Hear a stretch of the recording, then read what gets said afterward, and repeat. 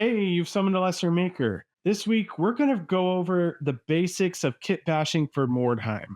We're going to take a couple different miniatures, one from a sci fi universe, one from Blood Bowl, which is a sports game, and then another one from Trench Crusade. And we're going to make them fit into the world of Mordheim. We're going to go to the Hired Sword Compendium. You can also get that Hired Swords in the regular rule book as well. Both are free on broheim.com. I've been designing a Skaven miniature and I've been stuck for a while. I don't know what details to add and what makes it a little more Mordheimy. So hopefully going kind of back to the basics kind of forces me to kind of examine this miniature from fresh eyes. That's the game plan. I think it's time to get started. So the basics of kit bashing is taking a model that you like a lot of the aspects of and removing the elements that really don't match your theme and then adding to it. The miniature on the left is a Khador gang and he has a machine gun and a Molotov cocktail, and those really don't match. I don't really particularly like the head either, so we're going to be cutting that off. The guy on the right, he actually matches the theme really well, but with some modifications, he'll be able to match the theme a bit more. So this first miniature we're going to be kit bashing is a merchant, and I'm going to be using a goblin as a base for that. In the rule book, it says that he wields a scimitar, which will count as a sword, and I want this goblin to be very heavily encumbered by like his entire shop. A buddy of mine from the Discord sent me over this model kit that had a treasure chest, and I knew I wanted to use it for this miniature. But I also know that this is something that I'll use pretty often. I wanted to make a mold of it. I'm using this epoxy putty, and the nice thing about this is it's not a liquid, so it's not going to leak everywhere, and it's pretty good for pretty fast molds. It only sets in like 30 minutes. And within the hour, I had a perfect copy. I also stacked on a barrel and a crate from a 3D printed scatter terrain set from Thingiverse, some scrolls and a candle from a Black Scorpion miniature, and one of the hanging signs from my building accessories STL pack.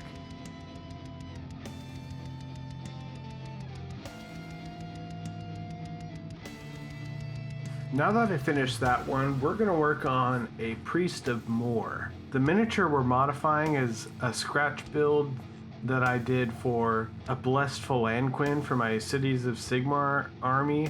This miniature we're going to be using from the Trench Crusade. This is a new game that's still in development. I backed the Kickstarter to get some of these minis.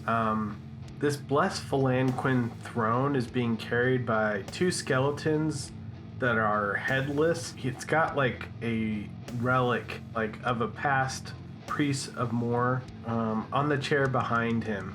I think this miniature is really cool, and although it wasn't intended for this, it really matches the theme of a priest of death. I'm really happy with this conversion.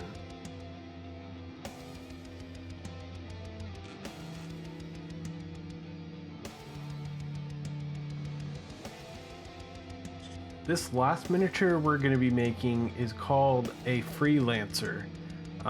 In the description, they also call it the Robber Knight. And I thought it was a really cool concept of kind of a disgraced knight selling his sword to fight alongside the deplorables of Mordheim. To kind of represent that, I wanted to give this guy some stocks that he's wearing around his head and around one of his wrists. He's wielding his cell sword in the other hand, and I think using this Khador model, it's going to look really sick. It took quite a bit of time to whittle down the stocks itself and get it down to a thickness that allowed visibility of its head and arm, and make sure that it all kind of fit flush to each other. But by the end of it, I was really happy with how this thing came together, and it was a real treat to paint this up later on.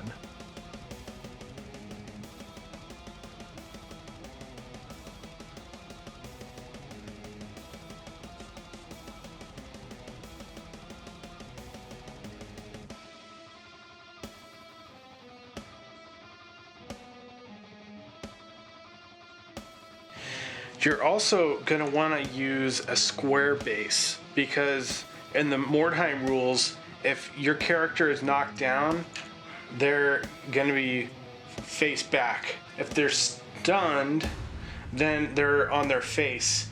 With a circular miniature, there's a lot more chance that little pieces like this are going to break off. And they're going to roll around and rub off paint. But if you have a square base, it has more of a edge, a safe edge to lay on. So I always recommend square bases, but use whatever's available. I just tend to go more for these.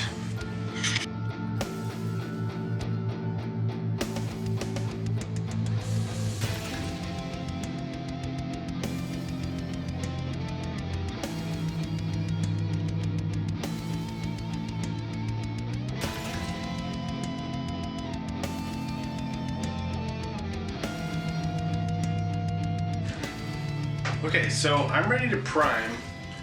I've been experimenting with different types of base coats.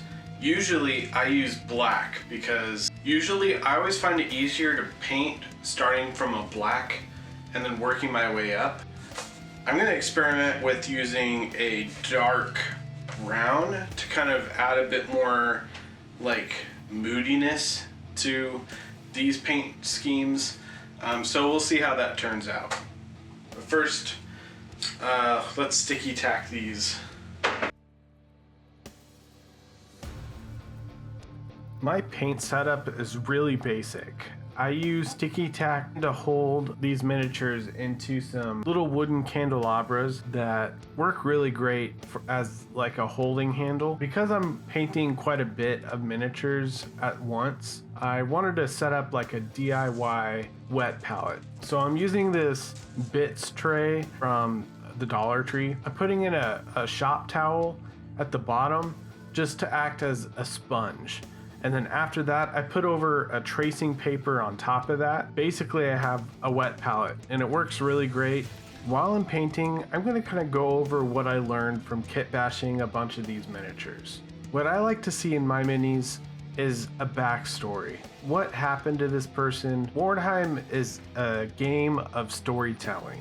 You're doing it together with your opponent and by yourself in the post-game sequences. Creating a miniature is just a way of sharing a backstory and showing your opponent that you put some extra time and effort to make their experience a little bit more enjoyable. Because Mordheim is medieval, post-apocalyptic setting, I think it's important to show that each character has been through hell. Having a miniature like this in stocks, you can imagine the story of him escaping after being stranded there for maybe days or weeks, or the merchant who's trying to grab everything he can to be able to earn a livelihood, or as a goblin survive and find worth in the midst of the city. And I think the most important thing to remember is it's okay to break these rules. Or the Priest of Mor, he doesn't really have a story of misery, but he definitely has one of oppression. He's found these dead relics and dead people, and now he's using them to his advantage. But that's just what I think. What do you guys think? What are your tips on kit bashing and Mordheim miniatures? And if you've come to the same conclusion, give examples. How did you tell your miniature story? Before I close out, I'm going to thank my Patreon members. Thank you to Leroy, Fetter, Caracal, Old School FRP, Burning Heart Custom Creations, James Anders Hanover, Grim Drunk Treborius, Andy, Corey, Mike, Nick, The Lich's Laboratory, Cabu, The Pessimist, Seb, Lori, RC3D, John, Fabio Sorso, Doom Chupacabra, Sinister Grackle, Silver Fistchin, C.J, The Enchanted Raven, What I Gotta Roll, Be Up 1, Paul, Grombert, Frosty Spire, Arcadius Prime, Nick, Gonzalo, Adam, and our three newest patrons, Canuck, Ryan, and Oliver. Thank you guys so much for your support. I genuinely appreciate it. I hope you have a good one.